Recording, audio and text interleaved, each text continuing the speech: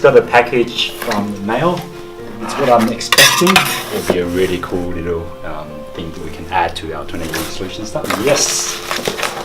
See this. So we went through our quarterly meeting about a month ago, and we talked about what else we can add onto our core values, right? And it's one of those things that we always talk about, making sure that we set our client's expectation, and that includes all the communications and delivering something that we're proud of and also that they are proud of as well. So that's why we have a new sort of core value. We talk about delivering well. We always exceed our clients' expectations, and this is sort of like an analogy of like, how do we get that 5th star, on online reputation or online review. So this will really sort of go nicely on our core values. Yeah, it's something we can always refer to in the future. That's perfect. Yeah. Cool.